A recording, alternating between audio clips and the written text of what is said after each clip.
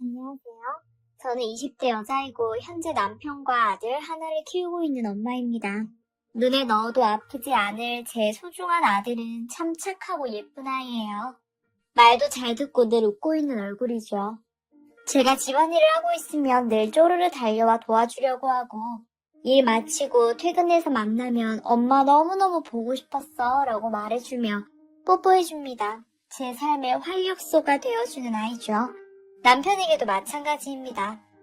남편은 아들을 만나고 정말 세상 둘도 없는 아들 바보가 되었답니다. 이런 걸 보면 정말 인연이란 건 하늘에서 맺어주는 것이 맞다는 생각이 들어요. 왜냐하면 저희 부부의 아들은 사실 저희가 낳은 아들은 아니거든요. 네, 저희 부부는 입양 가정의 부부입니다. 저와 남편은 아르바이트 동료로 만나 3년 연애 후에 결혼을 했어요. 제 입으로 말하기는 조금 쑥스럽지만 연애할 때도 꿀이 떨어졌고 결혼 후에도 주변인들이고 양가 부모님들이고 할 것 없이 입에 침이 마르도록 금슬을 칭찬하셨죠. 남편은 참 좋은 사람입니다. 물론 저희 부부도 인간이니만큼 싸울 때도 또 싸우지만 늘 제게 가르침을 주고 또 동시에 아내로서 존중받는 기분을 느끼게 해주는 그런 좋은 사람, 좋은 남편이죠. 남편은 아이들을 참 좋아하는 사람이에요. 저도 마찬가지였고요. 그래서 결혼하고 나서 연애도 꽤 했으니 빨리 아이를 가지자고 서로 합의를 보았습니다. 저도 남편도 모두 건강하고 술, 담배 안 하는 사람이었기 때문에 금방 아이가 생길 거라고 생각했어요. 그러나 그런 생각은 저희 부부의 자만심이었습니다. 열심히 노력하고 공부까지 해가면서 임신을 준비하고 시도했지만 결과는 모두 실패였어요. 늘 시도했지만 매달마다 생리를 했고 저는 정말 우울하고 힘들었습니다. 불임 전문 병원에도 가서 상담도 받고 조언도 받았죠. 그리고 들은 내용들을 참고해서 또다시 시도를 하고 다시 실패를 반복했죠. 결국 남편과 함께 시험관 아기에도 도전하게 되었답니다. 시험관 아기는 성공 확률도 실패 확률에 비해 현저히 낮았고 제 몸과 마음도 정말 많이 지치고 힘들었어요. 주사를 맞느라 몸에는 멍이 가실 날이 없었고 스트레스도 더 많이 쌓이기 시작했죠. 그렇게 눈물 마를 틈이 없던 수많은 시도는 모두 실패로 돌아갔고 결국 제 건강도 나빠지기 시작했습니다. 남편은 그런 저를 보면서 나는 우리만 행복하면 돼, 너만 행복하면 되니까 그냥 여기서 그만두자. 건강도 나빠지고 너도 나도 너무 힘들잖아 하고 말했습니다. 저는 그 말에 오기가 생겨서 아니야, 좀 더 해보자. 몇십 번 해서 성공하는 부부도 있대. 라고 말했지만 남편은 처음 보는 강경한 태도를 저를 설득했습니다. 제 건강이 나빠지기 시작한 이상 절대로 양보할 수는 없다는 입장이었죠. 남편은 저를 어르고 달래면서 몸이 좋아지면 언제든 다시 시도하자. 아직 시간은 많이 남아있잖아. 요새는 40대에도 첫 애 낳고 그런데 하고 설득하기도 하고 계속 고집을 부리면 자기 혼자 그냥 병원 가서 정가 수술을 하고 오겠다며 협박 같은 말을 하기도 했습니다. 물론 남편은 저를 생각해서 하는 말이었지만 그래도 그 말을 듣고 눈물을 흘리면서 싸우기도 했어요. 양가 부모님께도 너무 죄송했고 무엇보다 제 스스로 자존심이 참 강했던 것 같습니다. 여자로서 박탈감도 느껴졌고요. 그렇지만 남편은 자기가 손수 양가 부모님을 찾아가서 상황을 전부 다 말씀드렸어요. 이야기를 들으신 친정 부모님 그리고 시부모님은 번갈아가며 한달음에 제게 달려오셨습니다. 네 분 모두 아기는 중요하지 않다고 하셨죠. 친정 부모님은 손주 못 보는 게 내 딸 건강 나빠지는 것보다는 낫다 고 하시며 저를 혼내셨어요. 너무 좋으신 시부모님께서는 네 마음 다 알지만 그래도 건강이 우선이야. 우리는 손주 안 봐도 된다. 너희들만 행복하면 돼. 하시면서 저를 달래주셨답니다. 결국 전 남편에게 그래 내가 여기서 이제 그만둘게 하고 뱃기를 들었죠. 남편은 저를 잘 달래주었고 건강 회복하며 그때 다시 잘 계획을 세워보자고 했어요. 사실 저도 그때 물러서긴 했지만 엄마가 되는 것을 포기하겠다는 생각은 절대로 하지 않았습니다. 그저 기회를 노리고 있을 뿐이었죠. 그러다 어느 날 회사에서 단체로 보육원 봉사를 가게 되었습니다. 저희 회사에서 출시한 신제품을 기부하는 차원에서 가게 된 것이죠. 가서 어린 아기들을 돌보는 일을 맡았는데 참 마음이 안 좋았어요. 나는 아기 가지려고 온갖 고생을 다 하는데 어떤 엄마들은 아기를 이렇게 버리는구나 싶어서 화도 났고요. 그렇게 하루 종일 아기들을 돌보다가 문득 제 머릿속에 생각 하나가 떠올랐습니다. 집에 와서 남편에게 오늘 제가 느낀 감정들을 말해주고 보육원에서 아기를 입양하면 어떨까 얘기했어요.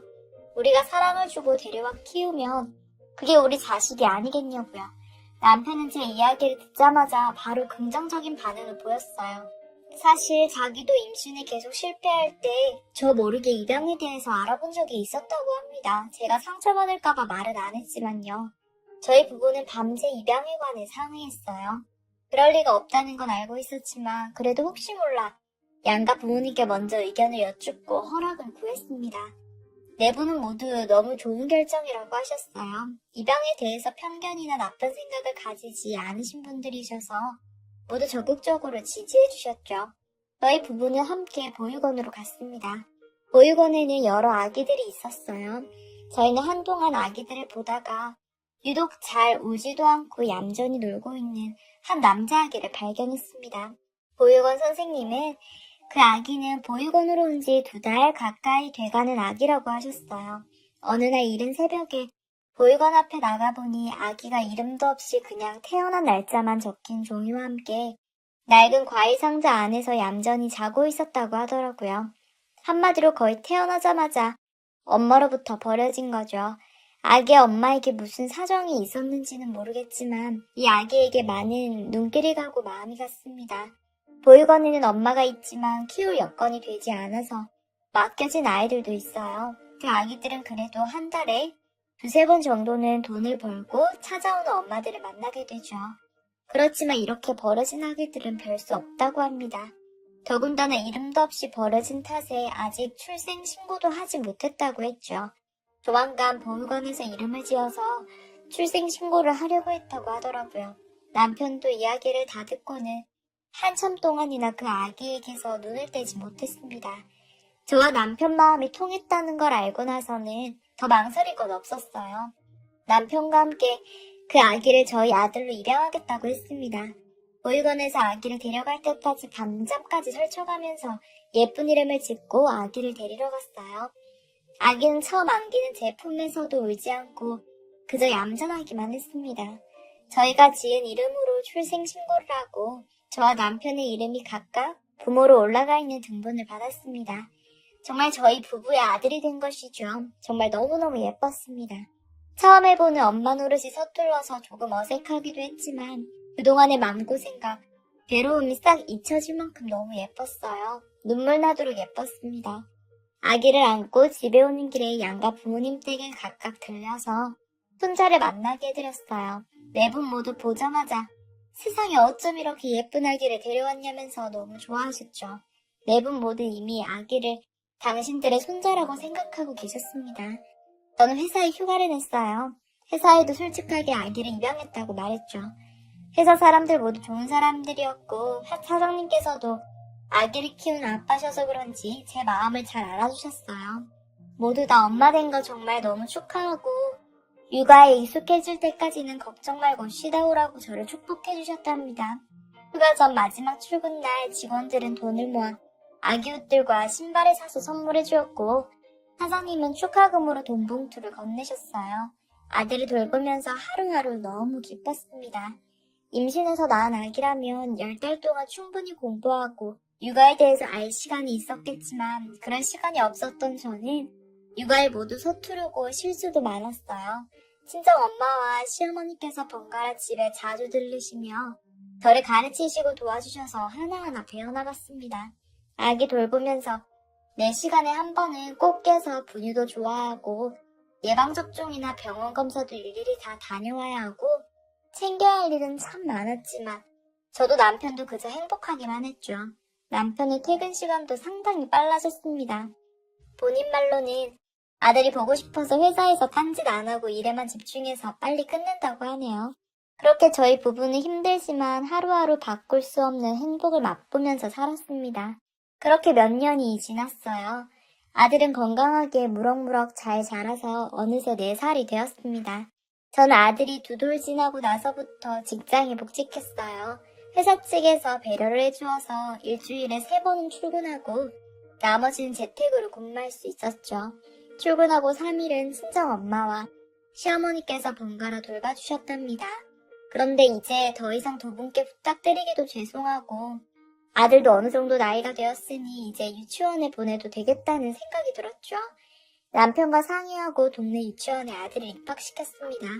입학식에 호기심 어린 눈을 하고 서 있는 아들을 보니 눈물도 나고 너무 기특했어요.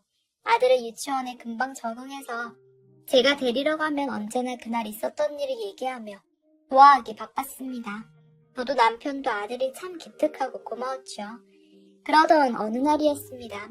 아들을 유치원에 보내고 재택근무하는 날이라 집에 있던 저는 한 통의 전화를 받았어요.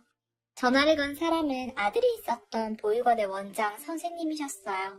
아들을 데려오고 나서도 지난 몇 년 동안 간간히 연락을 하면서 아들의 근황을 공유해드렸었는데 먼저 전화를 하신 건 별로 없어서 조금 의외였죠.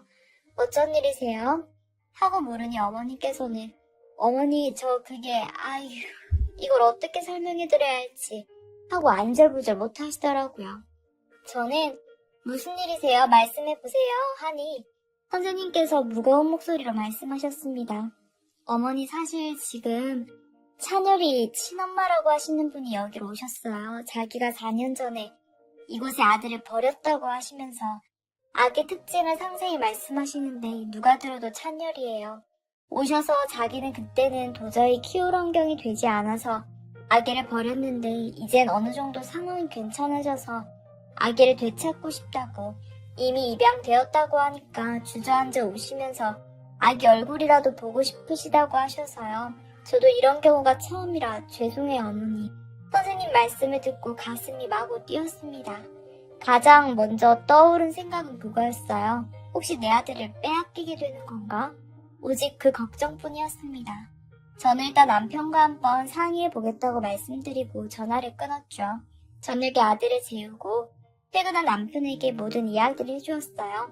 남편도 상당히 놀란 얼굴로 그런 경우도 있냐고 하더군요.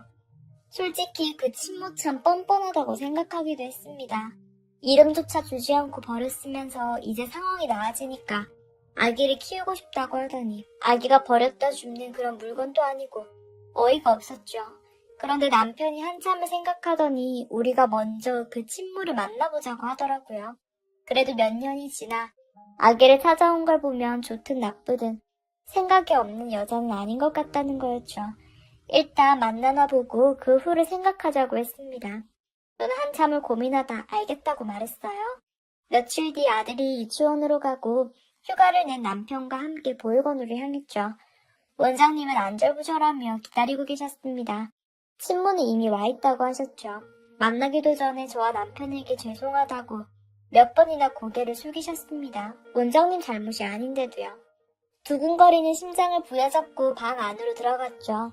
문이 열리자마자 안에 있던 여자 한 명이 후다닥 일어나더군요. 그 순간 저는 얼음이 되고 말았습니다.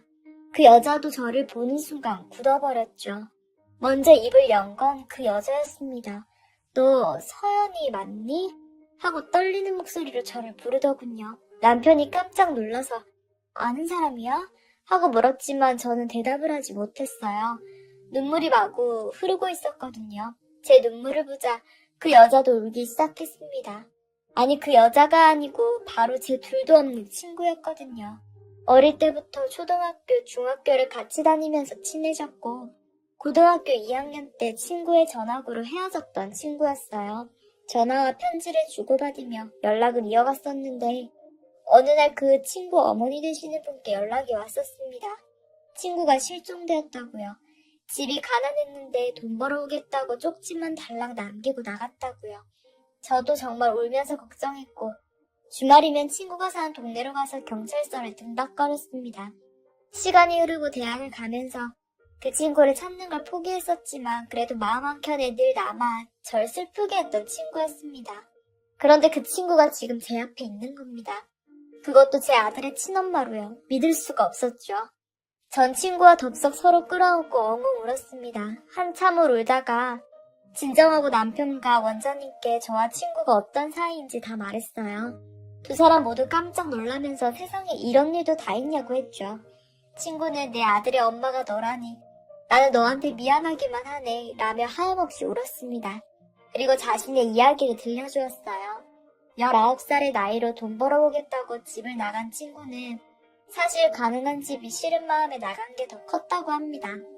몇 푼 안 되는 통장을 들고 나간 친구는 찜질방, 심지어 지하철역에서까지 자면서 닥치는 대로 일만 했대요. 카페 아르바이트나 식당 서빙 같은 평범한 아르바이트도 했지만 그것만으로는 충분히 돈을 벌 수가 없다는 걸 알고 친구는 위험한 일에 뛰어들었다고 합니다. 밤길에 발을 들인 것이죠. 거기서는 돈이 궁한 친구를 잘 이용할 수 있겠다 싶어서 덥석 물었겠죠. 그렇게 밤일을 하는 여자로 살던 친구는 어느 날 덜컥 임신을 해버렸다고 합니다. 아이 아빠가 누군지 아직도 모르겠다고 해요. 자기도 어쩌다가 그랬는지 모르겠다고 하더라고요. 아무튼 임신을 하자 친구는 일하는 곳에서 쫓겨나 갈 곳이 없게 되었습니다. 하는 수 없이 몇 년 만에 집으로 돌아왔어요. 돌아가니 아버지는 그새 건강이 나빠 돌아가신 상태로 엄마와 여동생만 있었다고 합니다. 엄마와 여동생은 몇 년 만에 임신해 돌아온 큰딸과 언니를 처음에는 원망했지만 이내 받아들였대요. 그러나 아기는 키울 수 없다는 입장이셨죠. 결국 친구는 아기를 낳고 태어나자마자 몰래 보육원 앞에 아기를 버린 것입니다. 다시는 아기 얼굴을 못 볼 거라는 생각에 이름도 짓지 않았다고 해요. 그러나 친구는 얼마 후에 뜻밖의 소식을 듣게 되었습니다.